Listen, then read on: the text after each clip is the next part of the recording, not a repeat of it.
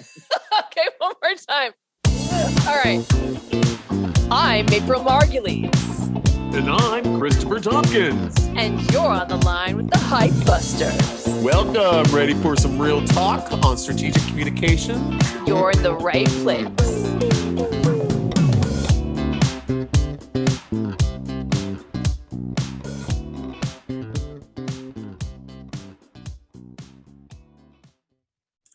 So we have some breaking news. Do you want to talk about quitting your job, April? Want to get out of there? I don't want to talk about quitting my job, but I'd like to talk about whatever the breaking news is. Well, the breaking news is actually from DigiDay. It's an article that I thought was pretty damn interesting. It's about how the pandemic has pushed journalists to exit the industry. Now, from my standpoint, I don't deal directly with a lot of journalists, so a lot of this was surprising to me, I guess. And the article is just talking about how burnout from the pandemic has really kind of exacerbated a lot of their already pre-existing conditions. And they're kind of just like, you know what? I'm out, I'm gone, I'm done. And then what I thought was really interesting is it's like, no, I'm going to stop working for this publication and I'm going to do my own job. It's like, no, I'm going to go sail yachts, or I'm going to be a boat charter in Hawaii. I'm going to teach a class. It's like, it's very, very different choices, I guess. What I don't get this for me personally. I mean, I understand getting burnout and then wanting to do something kind of that would be turned into a Netflix show, but like, what is? So, what do you think? So honestly, what's interesting about that piece of it that you're talking about quitting and going into something completely unrelated, is it's something that happens in PR a lot. But for some reason, most of the people who quit being PR people become yoga teachers. I don't know. God. I don't know why. I've seen it at least 5 times of somebody just quitting and then they do something totally different. Now, I've also seen a lot of people quitting and doing something totally different that's either in marketing or social media or something that's still a stone's throw away from PR.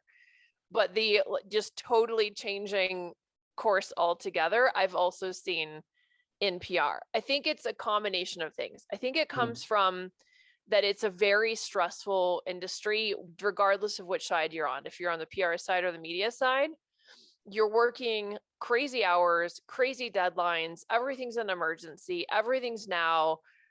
There's immediacy that just can lead to burnout. That can be really exciting in certain circumstances. And I think that in an in-person setting, it's probably more exhilarating. I think in a digital setting, when you're able to sort of remove yourself from the immediacy of the topic or the person or the environment, I think it can become less appealing. So I think in combination on the journalist side, the salaries are usually not very in line with the amount of work and the amount of expertise required, right? So I think you have to really be passionate about what you're doing. And I think there's a few things that are probably also leading to just a feeling of overall burnout about the industry on the journalism side. One of which is all the layoffs that are happening. It's layoff after layoff after layoff at these different outlets. Then they go to these startup outlets that offer them super handsome salaries and they get laid off again because they can't make it. And I think it's just, I think living with that kind of stress of not feeling like you have job security, even when you have a full-time job, that in combination with the job itself being stressful and the income not matching the level of stress and the job insecurity is probably just making journalists say, like, do I really want to do this? And in some cases, they're starting Substacks and they're sticking with it. And I think in other cases, they're just wiping their hands clean of it altogether. And then on top of that is just this shift in focus. So, I mean, I know, for example, when I was a journalism student and wanted to be a reporter, I was doing it to be the watchdog of society. And I really wanted to, feel like I was making a difference. And as time went on, it became more and more obvious because of the struggling business format and model that there was an issue where you couldn't really do that noble calling you were hoping to do. because what you were really doing is making sure you didn't piss off any advertisers. And then it turned into this thing where everything had to be a buzzworthy social media headline. And suddenly there are news outlets now where when you walk in there, you see the most shared media stories from the outlet and they're ranked for everyone to see. And so then it starts to become more about the headlines and the sensationalness of it. And there's like pressure from market forces, the publishers, the advertisers, et cetera, because I feel like there are a lot of people that I knew as well that were in journalism for the do-gooder nature of it, right? It's sort of, right, of course. And I think if you remove those pieces of inspiration, and then you add in the stress of the outlets having fewer and fewer journalists, and they have to publish more and more stories per day, and the stories have to perform a certain way on social media, and if they don't, they get a certain amount of pressure. I mean, I think if that was your core inspiration for the profession, it could be eroded pretty badly at this point. It's interesting because, when I first went to college, I wanted to be a journalist. I had did my research, I had studied it, whatever. Well, I had a fabulous teacher that basically told me the truth. And it was that it wasn't for me. I was going to have to pander. I was going to have to, you don't have to, but you have to if you want to live. And if you want to have a family and if you want to have a home, you can kind of stick your neck out all the time for what you believe is right, but that doesn't always pay. And I immediately didn't align with how I was. And so I changed my course of action and went into stripping. And then that really worked through college. But, no, it was nice seeing the truth. I love when teachers actually tell you the truth rather than trying to give you this whole like TED talk on how you should be living your life. But yeah, well, another piece that I saw in the news recently, and we were discussing, it was a marketing dive piece with brand loyalty and how brand loyalty is eroding under supply chain and price pressures. Now, do you feel like some of the supply chain challenges are COVID related in terms of this story in particular? I think it's a little bit COVID, but I think it's mostly more of the other logistical issues that are happening in the logistics industry. So there's all these things now with containers and crates that are costing too much and they're stuck in places. And it's actually really interesting because when I was at Super Zoo, a number of people that I talked to said, I'm really interested in working with you, but we cannot possibly talk to you about PR until we get the crate situation under control. Because right now, we don't even know if we're going to be able to supply to our retailers and all of our different distribution channels. So if adding any additional interest to the pipeline might tank the company. It's so interesting, and it's something that I've come up with some clients I'm working with in a product-based business mostly. The thing is that they're worried about doing any sort of flash deals or any sort of even Black Friday because they are not sure that they'll be able to deliver in terms of the holiday. And so we've already been trying to come up with promotions.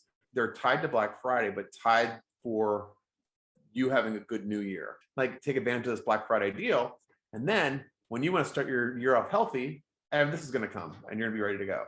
Just trying to figure out a different way of doing it because you still have to promote. You still have to be there. You have to still be in, you still have to be in the consciousness. But if you are only online, especially if you're online, I mean, that's a challenge. What's also concerning is, are those costs of all the shipping nightmares going to be passed down to consumers? And then that's where I think this article is getting at.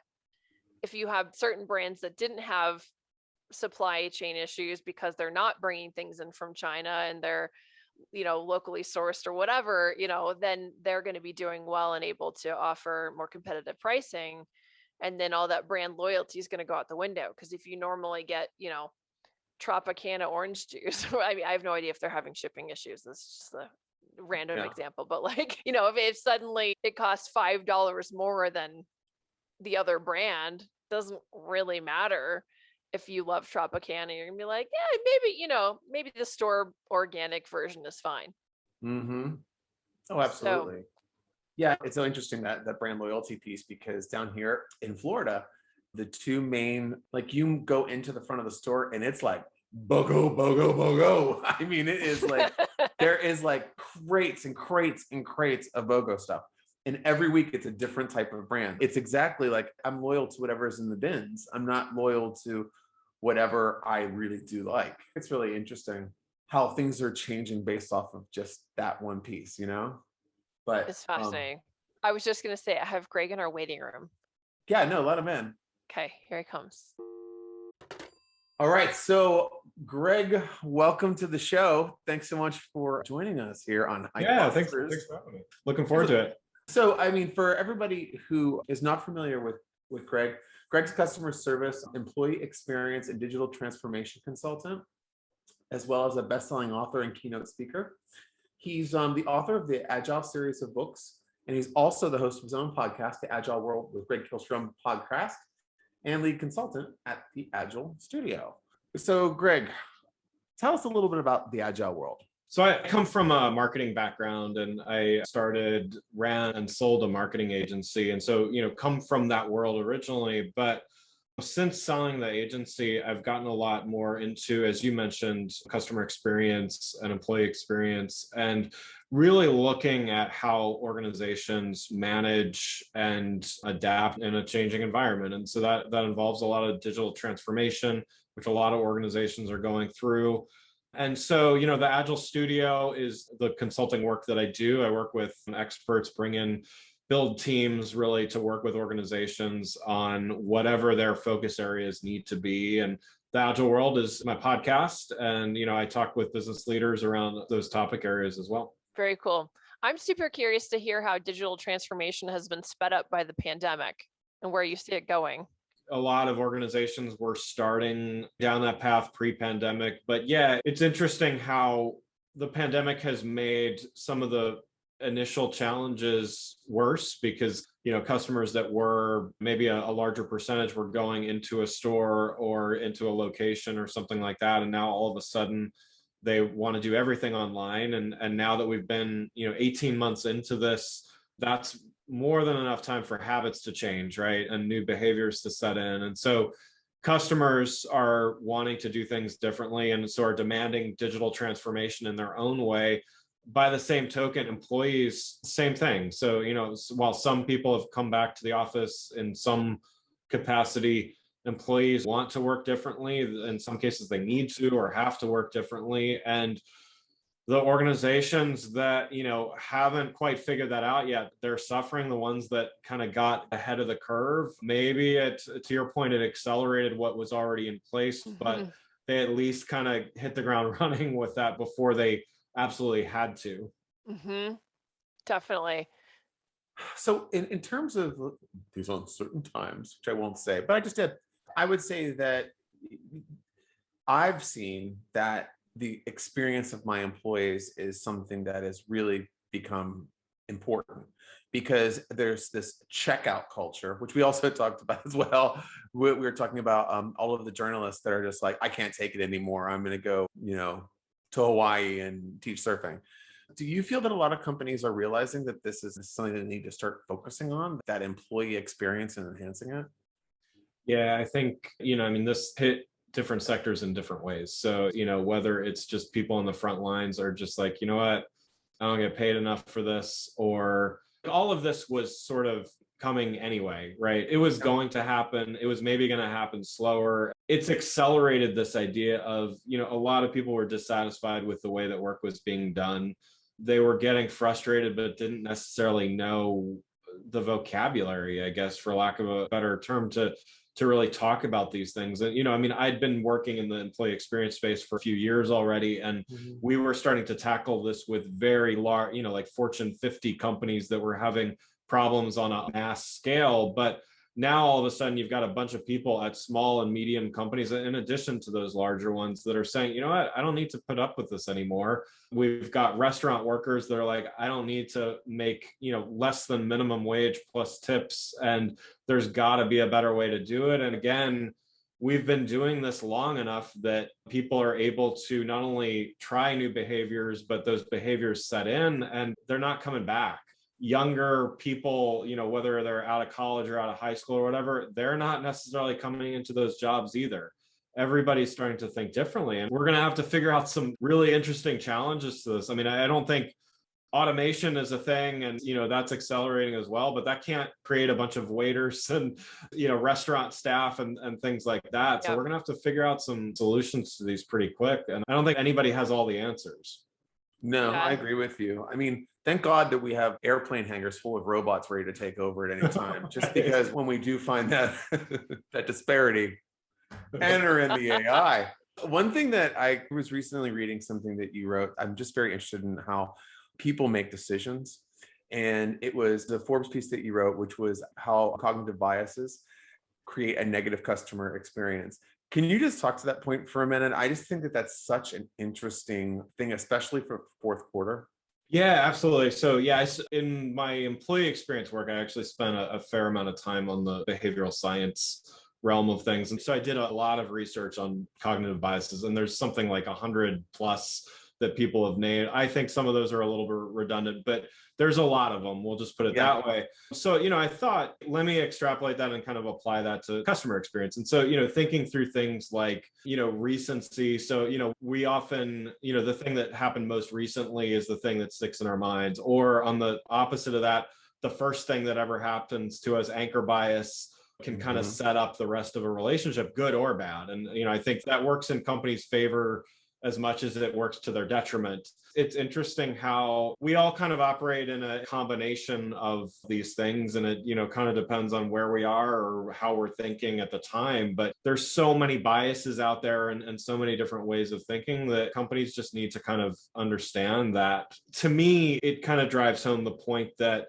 with customer experience, you need to make sure that every experience is consistent, is as good as possible. And we know in reality, every experience is not going to be perfect, but you need to make sure that it's as consistent as possible and as good quality as possible, because you never know if it's the first thing, the last thing, or some point in between that's going to be that thing that kind of sticks in their mind and biases them either for or against you. It's so funny because I find cognitive biases extremely, extremely persuasive. And so that's why I can be very aggressive when I'm trying to do something, so that they understand that, oh, he's aggressive, he's tenacious, this is how he is. And then they name me that, and then I am that. And It's so powerful, because then you're able to persuade somebody how you want to help them. You know what I mean? Not to sell them shit they don't need, but it's pretty interesting stuff. How are you seeing some of this in action in regards to some of the social issues that have come up recently, where a lot of brands are wondering, should we get involved and throw our hat in the ring, or is it too political, or should we, and I'm seeing some people like Mike Lindell, God bless him, are like leaning real hard in one direction. And then some people are thinking, do I want to do that? Do I not want to do that? Am I going full on social justice now, even though our brand hasn't stood for that in the past? So talk to me a little bit about how companies are thinking through these issues and where they're landing when they decide we're going to either put a flag in the ground or not. I guess I'll start with how I think they should think about it. The world doesn't often work like I think it should. But so I wrote a book called The Agile Brand. So part of the premise of it was that overall brands need to be more adaptive and more agile, as the name would suggest, and be able to adapt to the times that they're in and the audience and all those things, with a big caveat of, if your mission and values change and change often, I don't really know what you stand for, and neither do consumers that are getting more and more sophisticated. So to kind of extrapolate that, I mean, we see this every year. Like, I think the Super Bowl, owning an advertising agency for a number of years, I watch the ads. So every year we see so many brands come out with the feel good, touchy feely ads. And, some of those feel genuine.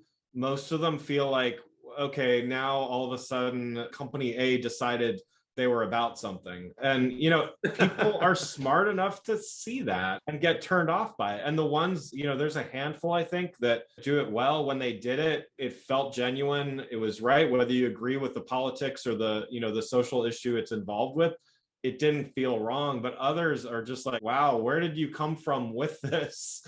Then I think there's other brands that don't even talk about it, and they just kind of do it. Like Levi's, for instance, has been doing amazing social justice work and some other things in San Francisco and stuff like that, that I had no idea, never read anything about it. Maybe if I was local to there, I would have learned about it, but they're doing all this stuff just because they wanted to do it. There's this total dichotomy of those that talk about it but don't really back it up, and then those that are, the ones that are just doing it to do it. Eventually it comes out that they're working on it, and then it feels genuine because it's been part of their brand all along. Yeah, I think a lot of brands are still worried about the cancel culture, so there's this sort of like deciding we're going to do this thing, even though we're just doing it out of fear, not because it's aligned with our values. And I think that it reads as such too.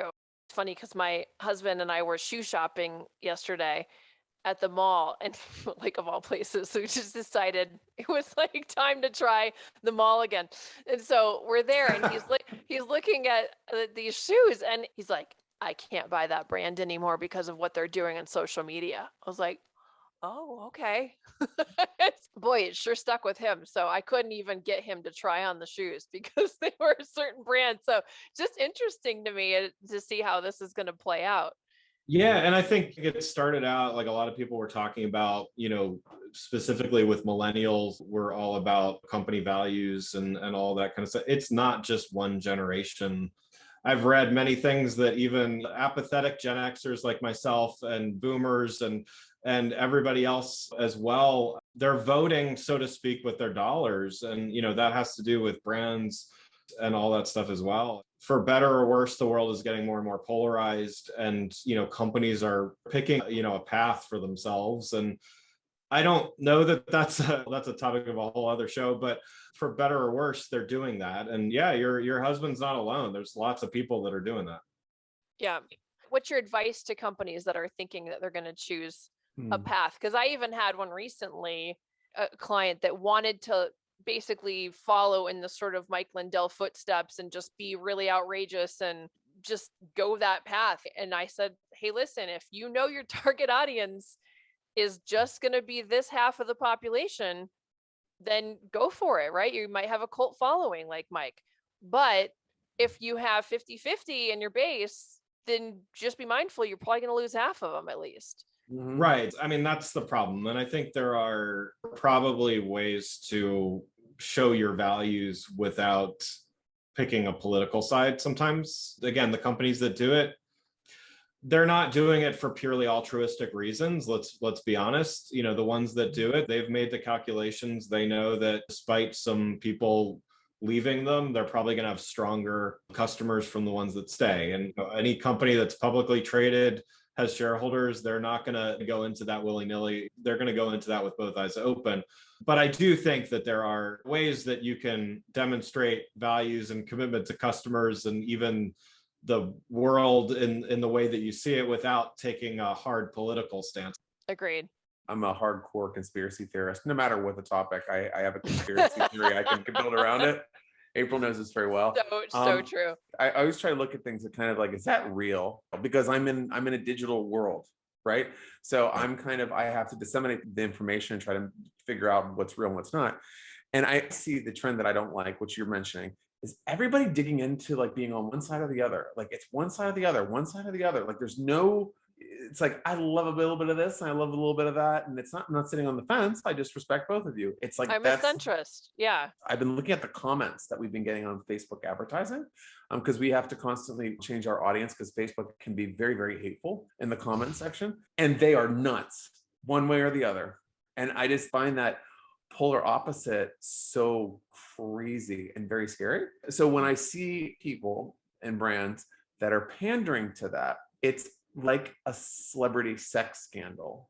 It brings a lot of attention around somebody, then all eyes are on them, and then they're owning a little bit of that conversation. And I do feel like some of them make those choices to do that foolishly, and they don't bounce back from them.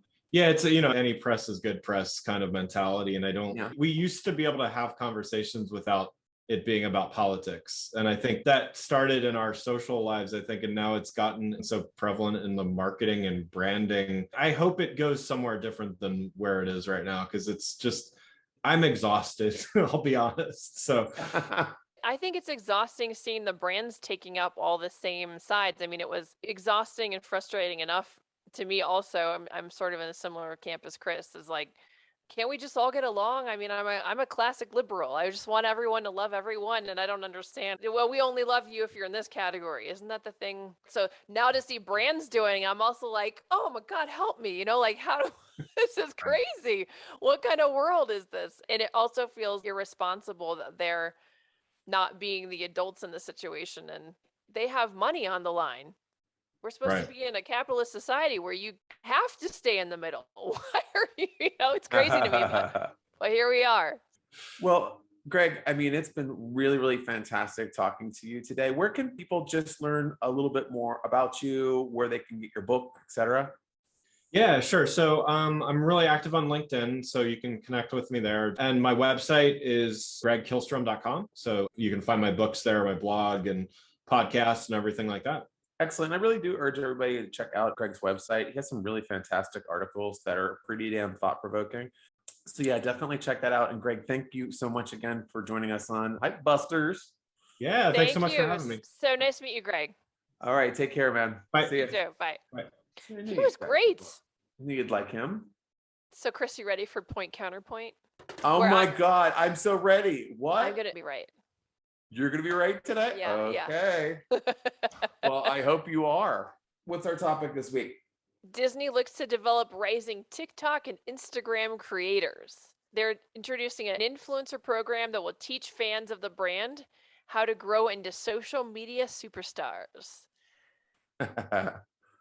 Obviously, I think this is brilliant. I think this is a great way to cultivate the thirsty TikTok audience. I would say that from my perspective as a digital marketer, one of the main things that brands are shying away from is an actual understanding of how to cultivate brand awareness on TikTok through other people's channels and not just by throwing money at them. And this is kind of like a franchise model. So this is kind of like, okay, here we go. We're Disney. We know what we're doing. Here's how you do it. Here's how you do your angles. Here's how you can promote it. Here's how you get it. And here's what you get. Because they are who they are, it slides right into place really quickly because they're a well-oiled machine. So I think that this is really smart. I mean, the image of Donald Duck in the article, the painting, and then they actually showed him that to do the money bag. I mean, it's a really cool image, right? But Disney told him how to do that.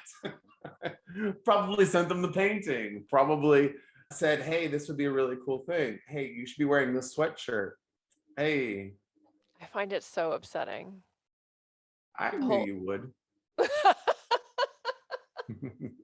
No, I agree with you that it's smart, but I also think it is creepy AF. It's just the tentacles of a big brand reaching down to influence the influencers. So all of the world is orchestrated by big brands that have the dollars to do this. If this happens too much, it's going to be the same thing that's happening where the media is losing its credibility. Influencers are going to be seen as paid, bought, and sold, and they're not going to have influence anymore. And so then people who are genuinely influencers, who are independent agents and aren't paid for and bought and sold by some big marquee brand, their credibility will also be sort of shrouded with this cloud of doubt and grossness. Yeah, but think about it this way. I think about it this way. When like a brand like Disney steps in and says, this is how we do this, it's going to kill this idea because they're actually going to organize everybody and then everyone's going to figure it out really quickly. It's going to get watered down and this is going to go away. What I've said, if anyone freaking listens to me, I've been saying, put together your TikTok brand ambassador program so that you have a branded channel, but you're focused on influencers and you're telling them how to do it. You're creating the strategies for them. You're giving them creative briefs, all of which we do.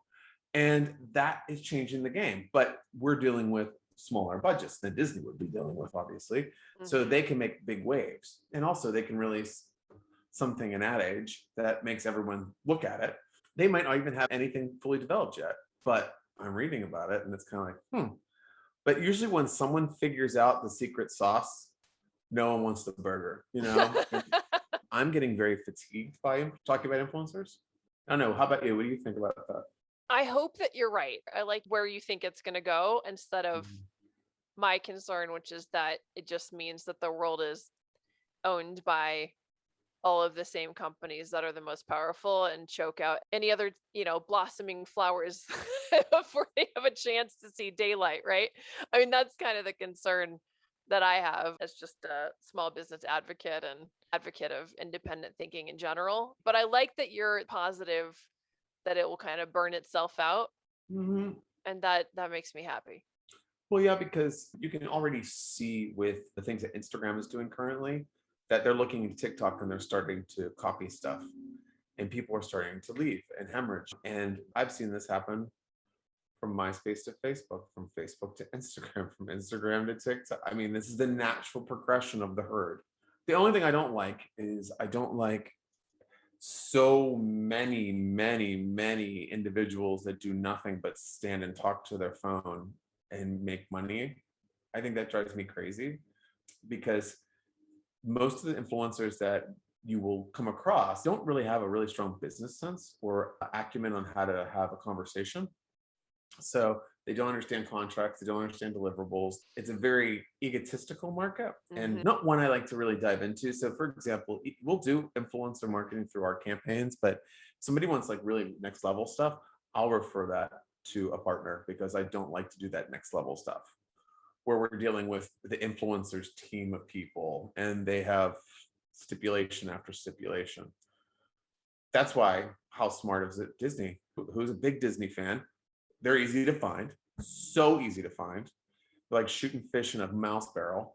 And like the thing with them is that they are brand loyal right off the bat. So if you give them free gear, you're good to go. But I'm going to also give you the guide. So this is how you're going to do it. Smart. And creepy. Creepy. What? It's social media. Did we think it was going to be like a yoga session? I mean, come on. That's why all the PR people are going into yoga. Super creepy. That's why this is probably coming out on Halloween, because this is creepy. Oh, Halloween. Oh my gosh. Do you know the Ray Dunn family of mugs and everything? It's kind of like a long handwriting. And it'll be like coffee, pasta, and they have like a whole range of things. Yes. I went over to my parents' house and they had a sign that was Ray Dunn. And it said something that I don't even want to mention. It was either eat or gather or something that I just don't stand behind. I don't stand behind directional signage in a home, unless it's exit. So my dad was just like this, it's a Ray Donovan. I was like, yeah, it's not Ray Donovan, it's Ray Dunn. But anyway, I digress. So funny. So let's do our cash or trash segment. Let's do it. What are we doing today? We are doing the Hidden Valley Ranch and Crocs collaboration that has resulted in sold out Crocs that are cream and colored with like little food icons stuck through the holes in the top. So I'm looking at a hamburger, a taco, French fries, a tomato, broccoli. Yeah. I think that's fried chicken. Yeah, I think it's either fried chicken or a chicken nougat. Is that a snowman? No, that's actually, I think it's a bottle of HVR. Okay, and then I see HVR and then carrots and celery. Well, and they're first stuck into the top of the Crocs. And doesn't this look like the first thing that your dog is going to do is eat one of these off your foot? Like, I mean, it also just looks like your toddler took your Crocs and like stuck a bunch of their little like play kitchen shit in your Crocs. It looks like a project. Yeah. It's a project. It's better than the Tampax and Crocs crossover. Stop it. That's not a thing. It's not a thing. But curses to you for putting that image in my head. Oh my god. Oh my god. Oh my god. Make it go away. Make it go away. Okay. Back to the Crocs. Taco. Oh my god. No, taco. It's one of the things for the HBR. Mm-hmm. And onion rings. So wait, what is a $5 onion? Wait, you have to buy. Those are the little things that you stick in the holes to decorate your Crocs. Each of them are $5. Tacos $5, onion rings $5. Crocs nuggets. Croc nuggets. Nuggets. Huh. How are these sold out? Because they only made 10? Shady PR person. So the shade. Burn. No, I will tell you something for nothing. HBR people are loyal. They are like, they love the brand. Really? I know people that like it so much that they'll put it on everything. That's why everything's being associated. That's the association. Okay. My brother and his family use it all the time. They'll use it on top of the vegetables. They'll use it as a dip for French fries. They'll use it, et cetera, et cetera. Really? Huh. But I just clicked on the Fascinating. other Crocs collabs, see if any of them made any sense. They all pretty much don't. So what are the other collaborations? Well, there's one with Cars for Disney. That kind of makes sense a little bit. But then there's, I don't know, that Space Jam. They have Grateful Dead ones. Of course they would. Yeah, these are like so specific. I see these on someone in Tokyo. You know what I mean? Like they're No, you're right. If you're making a statement, this is for you. I mean, this is also coming from the girl who is about ready to buy the bright pink rain boot Uggs that make me look like I'm wearing cartoon slippers. So it's not quite fair for me to laugh at this. I guess it's because I don't understand the Hidden Valley Ranch obsession and or Crocs like independently. So mashed up together, it's just all kinds of questionable noise in my head. So yeah. what say you, cash or trash? I would say, surprisingly, I would say cash on this one because this brand is for a specific person and they are catering exactly for that person in a highly specific way. Would I put them on my feet? If I had to walk through lava and they were the only things that would keep my feet safe, I would just lose my feet because they're so hideous. But I mean, you do you, boo. If they blow your skirt up, go for it. But I think from a business perspective, that's smart. Okay. I mean, I guess if the HVR audience is actually aligned with Crocs audience, then it does make sense. It just sounds funny. It's like, is mayonnaise aligned with penny loafers? It's weird, right? It's like Hellman's penny loafers. Like, is the audience the same? It probably is, actually. So I guess I'm with you. Hideous to look at, hilarious, and I'm gonna go with cash. Okay, that's enough on that one. Let's do our next segment, April. Up next, what's trending?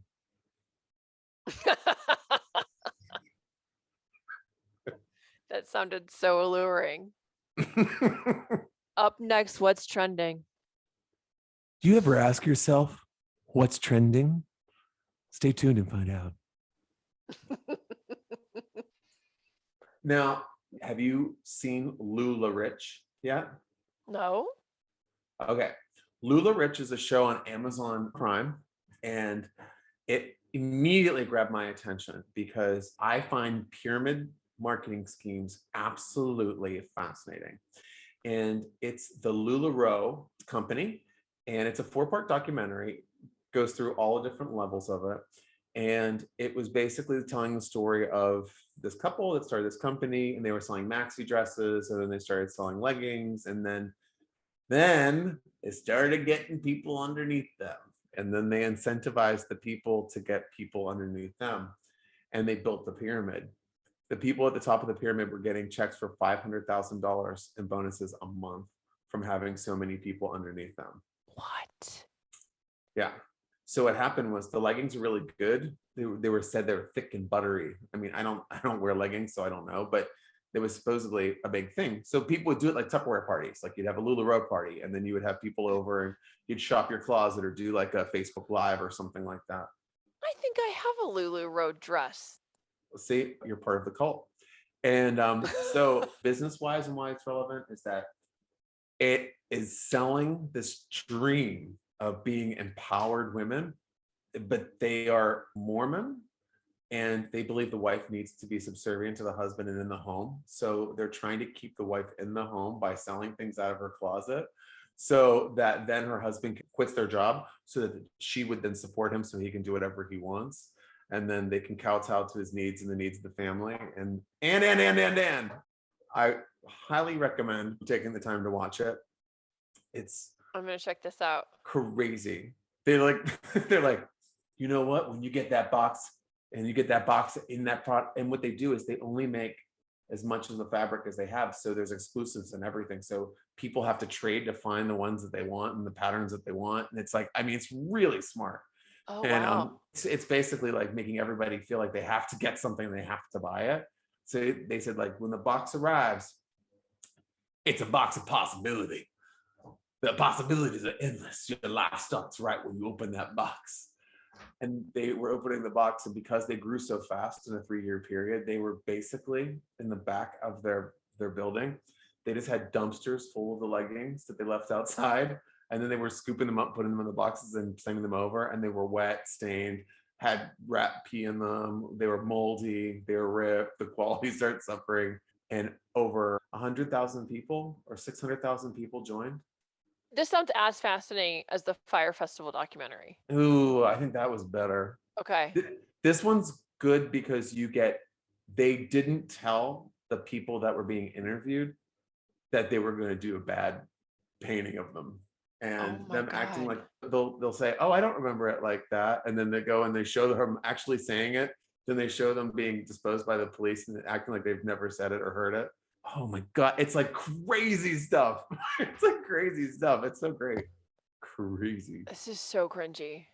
Yeah, I was fascinated, and why I'm even mentioning is they did a lot of deep diving into what's the difference between an MLM and a pyramid scheme. I don't know that. What is the difference? Well, MLMs are not incentivized for you to build more people because it's based off of sales, not based off of bonus. Some people that were interviewed wouldn't even say how much money they were making. No. Like everyone was blonde, it's like super healthy. No. All right. Well, I'm gonna watch that one. I don't mind being upset. Yeah, it's something. It sounds super upsetting. I have one thing for one of our last segments, which is going to be just the tip. And it's a penetrating idea that I've seen that involves Instagram. I feel like Instagram was really, really scared, and it's making lots and lots and lots of changes. You used to have a swipe up sticker. They've taken that away. Then they put it back and they moved it over here. Then they did something different. Now they're sharing people's posts that your friends like to your feed to give those people more play. So it looks like there's more people viewing their stuff. And so they've expanded their reach. And now they're really trying to lean into video, because the main rumor is that they're going to take away the Instagram stories, just the plain image-based ones, and they all have to be videos. Like, if it's not video, they won't do it. So a lot of people are like, oh, well, why don't I just wait for it to kind of calm down a little bit? My just the tip is that this is going to be the way it's going to be for a while. So shoot your shot. Get in there, try stuff out, try some videos, try getting things together. If you can't get a video yourself, find someone that you could do some UGC. If you're a product company or even a service company, you don't have to do anything crazy. But if you are posting things to your grid, that's great. But the stories and the reels and the videos and all these extra little pieces are going to really make everything sing and expand your visibility. And that's going to be something that's going to continually change. I mean, all sites do, but Instagram is really threatened by TikTok currently. So I feel that there's going to be a lot of fourth quarter change. And if you are a product-based company and that you are always hyper-focused on Instagram, just pay attention. Because, even if you're outsourcing to an agency, you have to do some homework too, because they might just be like posting based on the structure of your contract. So you really need to be aware. So that's my just the tip. Smart. I like it. Yay. Yeah. Oh my God. Awesome. All right, folks. Thanks for joining us for another episode of Hype Busters. And thank you to Greg for a great interview. Do you have questions about the news, companies, and conversations from the show this week? Do you? Do you just? You'll find our contact details in the show notes below. And our DMs are always open for news, companies, and suggestions that you want to hear about next. So if you're And looking, please, so if you're looking for a chance to put your brand in the hot seat, we want to hear from you. again, no nudes. See you next time for more real talk on strategic communication with Chris and April.